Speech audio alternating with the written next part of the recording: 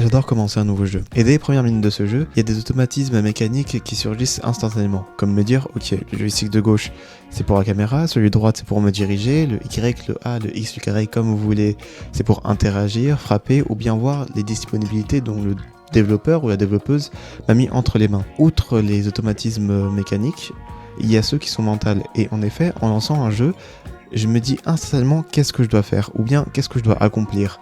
Et je sais que l'accomplissement de cette chose, de ce but, finira mon expérience.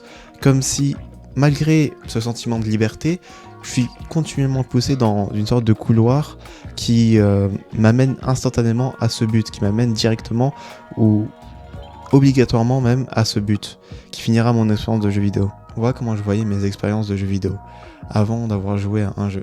Et il s'agit de... Bon, quand on lance, on nous met devant une interface d'ordinateur. On peut cliquer là pour les crédits, je présume. En cliquant sur les différentes icônes, on comprend qu'on peut taguer, avoir des objets. Bon, je pense avoir fait le tour. Jouons. On commence dans un conteneur qui fait office de chambre de fortune. Et on peut voir que le game design nous fait faire les actions basiques pour jouer à son jeu. C'est-à-dire sauter, s'accroupir et taguer. En avançant, on croise une personne, on peut lui parler, du moins on peut interagir pour qu'elle puisse dire sa ligne de dialogue, et on obtient deux informations. Déjà, qu'elle a réparé le système de téléporteur, pouvant nous indiquer les lieux majeurs de la ville et nous y amener, enfin partiellement, car la deuxième info nous dit qu'elle est en grève. Bon, avançons, sautons et atterrissons sur un terrain de basket. On peut attendez.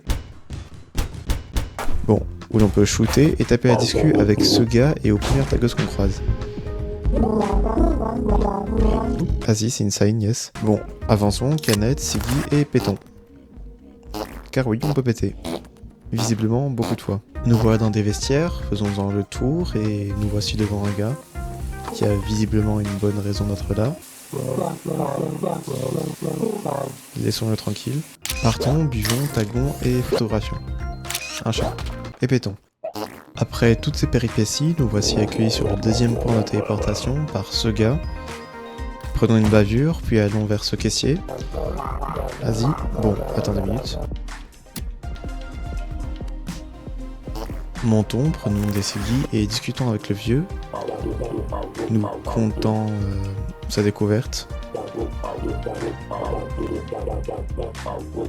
Sortons, taguons, vérifions. Effectivement. Bon, allons dans l'immeuble d'appartement, discutons et apprenons qu'un jeu fait fureur.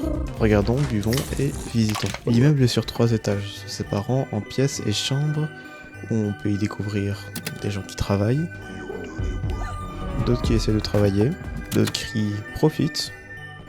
Il y a ceux qui dorment, il y a ceux qui gardent et il y a les autres. Comme ce chat à double fion, ce coloc qui se cache de son autre coloc par peur de se faire tuer, j'imagine. Le développeur du jeu qu'on a parlé précédemment. Bon bah jouons, passons, battons, finissons-le et partons, puis montons pour découvrir une vente de lave-linge. Aussi un sculpteur. Bon bah sculptons. Continuons et rentrons dans cette chambre qui a un trou nous amenant dans la pièce d'en dessous, nous conduisant devant un vampire.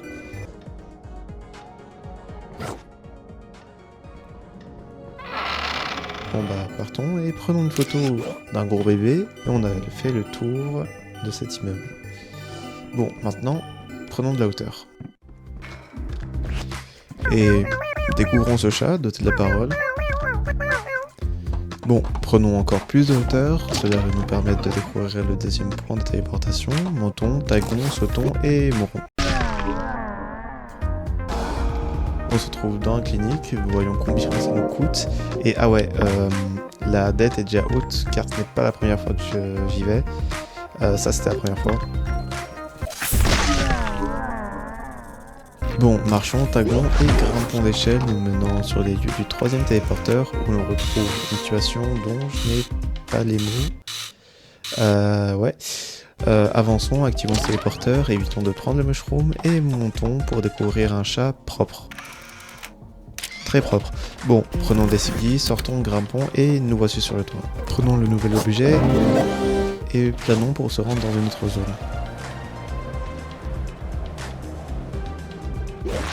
changeons, avançons et pétons. Avançons aussi les yeux de Vanda. Je ne sais pas c'est quoi.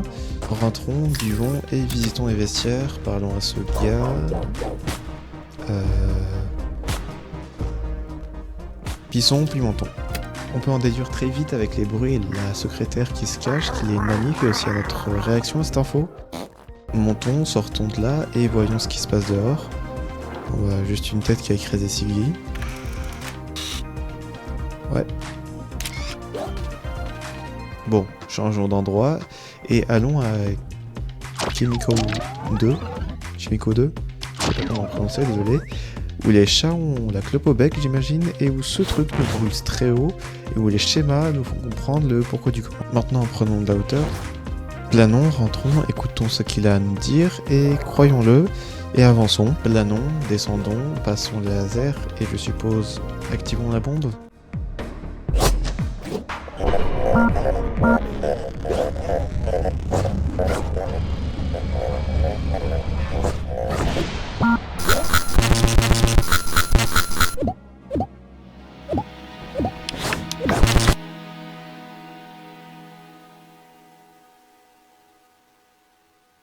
Bon, qu'est-ce qui vient de se passer? Quand je suis arrivé à cette fin, je vous avoue que j'étais un peu sur le cul. Et je me suis demandé, putain, en fait je devais faire quoi dans ce jeu? Et cette question m'est restée un peu longtemps dans la tête. Et c'est en relançant le jeu que j'ai compris qu'il n'y avait pas que des couloirs.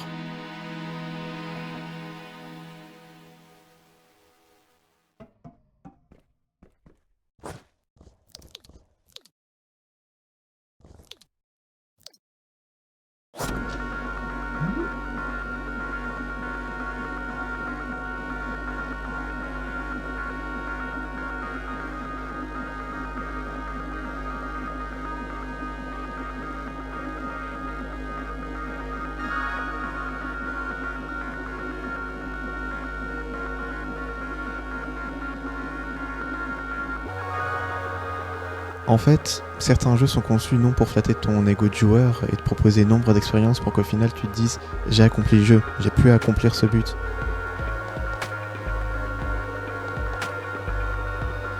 Au début de la vidéo, j'ai fait une analogie entre ce type de jeu et un couloir. Et si Sludge Life n'était pas un couloir, mais bel et bien une pièce, où tu décides de toi-même quand c'est fini, où la découverte sera propre à chacun, car chacun a sa manière de penser, où l'on crée un univers pour qu'il soit tout bonnement exploré.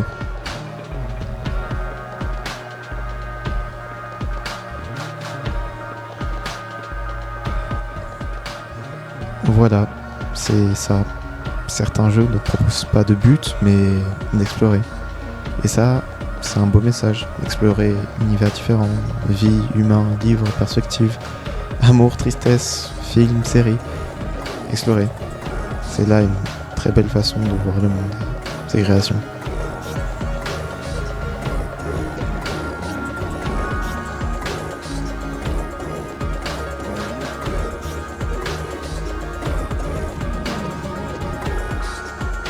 C'était Kazni et merci de m'avoir écouté.